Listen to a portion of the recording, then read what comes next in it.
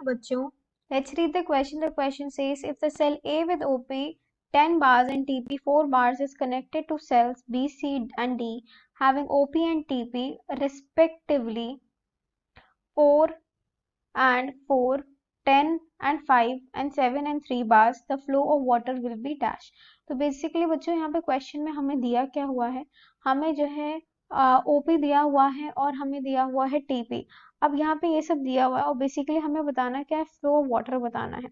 यानी कि हम किस बारे में बात कर रहे हैं, वी आर टॉकिंग अबाउट, जो हमारा की कॉन्सेप्ट है क्वेश्चन का, we are talking about DPD. DPD क्या होता है बच्चों, it is the diffusion pressure deficit. Diffusion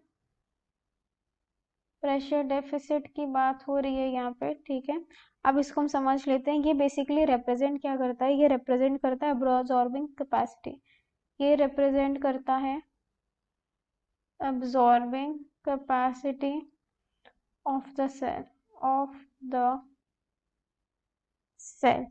और इसको हम लोग क्या कहते हैं, इसको हम लोग सक्शन प्रेशर भी बोलते हैं। What do we call it, suction pressure also.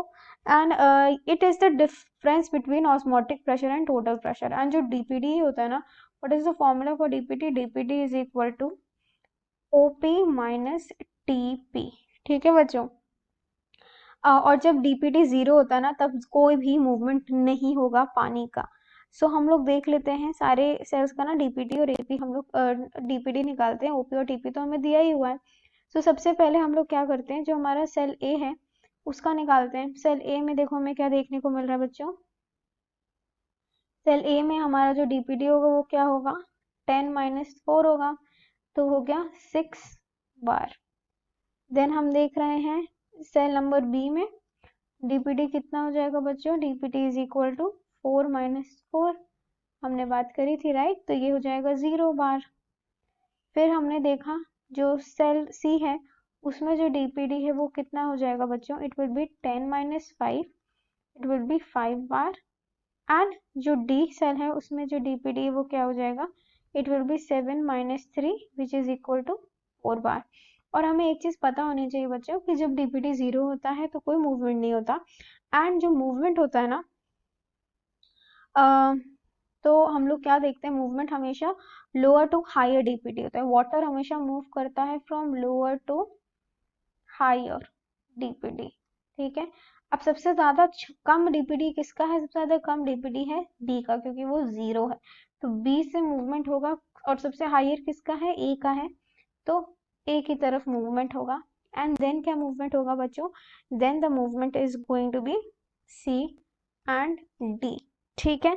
तो हमारा 0 बी से ए का मूवमेंट होगा। तो हम देख लेते हैं किस ऑप्शन में हमें ये देखने को मिल रहा है। तो अब हम देखते हैं option number C, this is going to be wrong, option number A is going to be wrong, C to A B C. Option B is also wrong, option C is correct, option D is wrong. तो हमारा correct answer option number C हो गया। So final answer question का क्या बनेगा बच्चों, final answer बनेगा option number C, B to A, C and D. So I hope you have understood the solution well. Best of luck. Thank you.